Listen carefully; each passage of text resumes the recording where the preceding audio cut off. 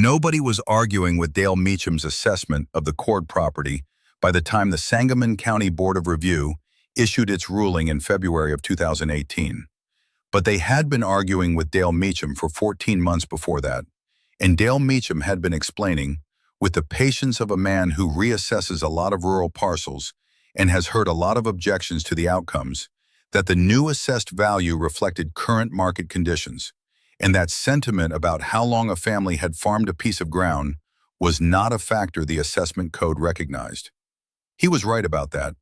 He was also wrong about the easement, which he had not known existed until the Cord family's attorney introduced it into the review record in November of 2017, at which point Dale Meacham's expression went through several phases before settling on the look of a man who has been right about something for 14 months and has just discovered a narrow but significant exception to his rightness. The ruling reduced the assessed value to within 4% of its pre-reassessment figure. The tripled property bill was gone. The Cord family had farmed that ground for 87 years and intended to farm it for more. Most people who watch stories like this scroll past without subscribing.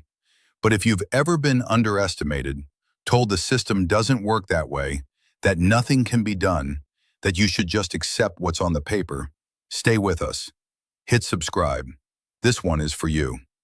The ground in question was 308 acres in Sangamon County, Illinois, mixed tillable and timber ground southwest of Springfield that the Cord family had farmed continuously since Ellard Cord had bought it in 1924, with money saved across 12 years of working construction and harvest labor in central Illinois. Ellard had bought it at 31 and had intended to hand it to his children in better condition than he'd received it, which was the ambition of most men of his generation, and one that the Depression had made considerably more difficult than it had looked in 1924. By 1931, Ellard was in the specific bind that a great many Illinois farm families found themselves in during the early Depression years. Land that had been worth substantial money in the 1920s was being assessed at values that reflected those 1920s prices, while the income the land produced had collapsed along with commodity prices. The tax burden relative to operating revenue had become, for Ellard and for dozens of families in Sangamon County, genuinely unmanageable.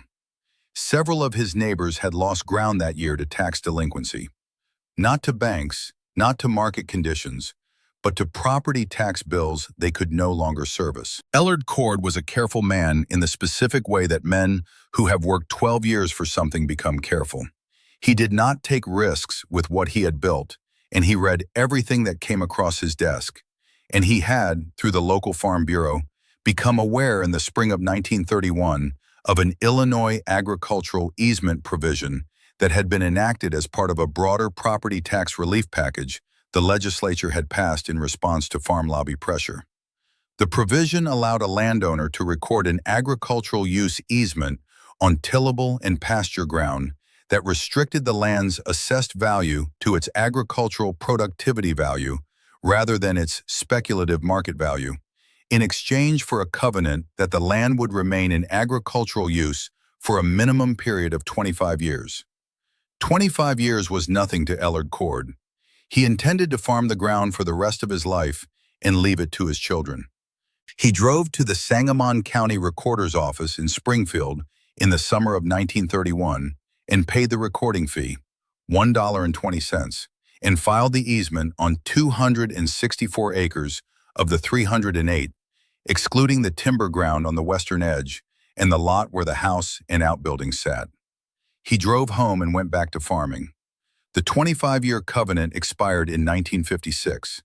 The easement, under the recording language Ellard had used, did not.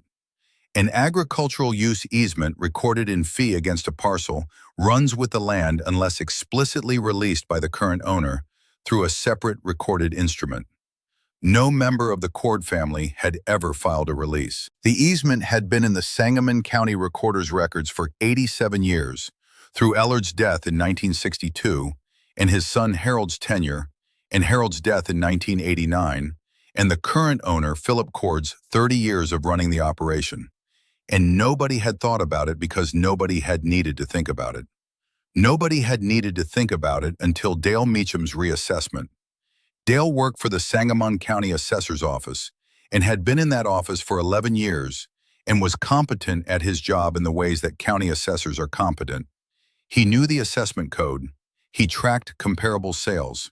He applied the statutory multipliers correctly, and he had in 2016 conducted a county-wide reassessment of rural parcels using a market value methodology that had been updated to reflect the land price run-up that had occurred across central Illinois during the 2010s. Sangamon County farmland that had been selling for $3,000 and $4,000 an acre in 2008 was selling for $7,000, $8,000, $9,000 an acre by 2015. The assessed values had not kept pace. Dale's reassessment corrected that, as it was designed to. Philip Cord's 308 acres had been assessed at approximately $800,000 before the reassessment. Dale's new figure was $2,340,000. The property tax bill had been $14,000 a year. The new bill was $41,200. Philip was 63 years old and ran the court operation the way his father and grandfather had run it. Corn and beans on the tillable ground, timber management on the western acres, equipment maintained to a standard that kept the repair bills manageable.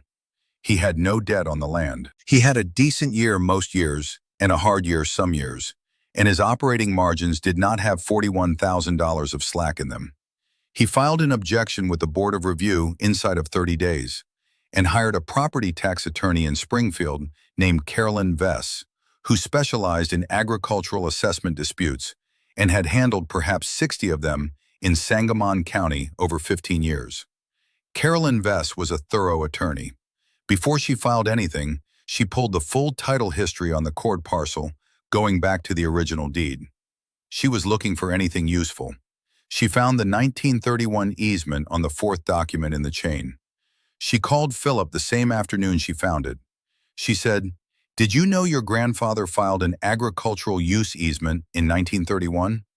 Philip said he did not. She said, "It's in the recorder's records." She said, "It hasn't been released." She was quiet for a moment. Then she said, "This may change things considerably." She spent 3 days researching the easement's current enforceability, which was not a simple question because an agricultural easement recorded under a 1931 provision in a statutory framework that had since been substantially revised created interpretive questions that did not have obvious answers in the current code. She consulted 2 other property tax attorneys and a land use professor at the University of Illinois College of Law, who said the question was genuinely interesting and asked if he could write about it. She told him he could write about it after the matter was resolved. Her conclusion was that the easement was valid and enforceable as a recorded instrument running with the land, that the assessment methodology applied by the county was required under state law to consider encumbrances of record that restricted the land's use and therefore its market value, and that a parcel encumbered by an agricultural use easement could not correctly be assessed at its speculative market value because a buyer of that parcel would acquire the encumbrance along with the acres and would pay accordingly less for it. The market value of encumbered land was, definitionally, not the same as the market value of unencumbered land. Dale Meacham had assessed it as if it were unencumbered. The easement said otherwise. She introduced the easement into the Board of Review record in November of 2017 with a 40-page legal brief that the board's attorney asked for 3 weeks to review, then asked for 3 more weeks, and then produced a response that Carolyn described to Philip as careful in its language, in the way that responses are careful when the office that filed them knows they are on uncertain ground. Dale Meacham appeared at the Board of Review hearing in January of 2018. He had read the brief. He asked several questions about the easement's post-covenant enforceability. Carolyn answered them with references to the specific recording language and the land use professor's preliminary analysis, which she had obtained by then in written form. Dale did not have good answers to the specific recording language. He was an assessor, not a real property attorney, and the 1931 easement was, as the land use professor had said, A genuinely interesting question that did not sit cleanly in the current framework. He was not a man who performed certainty when he didn't have it. That was actually a thing in his favor. He said he would need to review the assessment methodology in light of the encumbrance. He said it to the board, not to Carolyn, which was the correct place to say it. The ruling came in February. The assessed value was revised to $912,000, within 4% of the pre-reassessment figure. The encumbrance had been considered. The market value of encumbered agricultural land in Sangamon County in 2016 was not $2,340,000. It was closer to what Ellard Cord had farmed it for in 1931, which was whatever it could produce. Philip Cord's property tax bill returned to approximately $15,000 a year. He has farmed that ground every year since without changing much about how he does it. The easement is still in the recorder's records.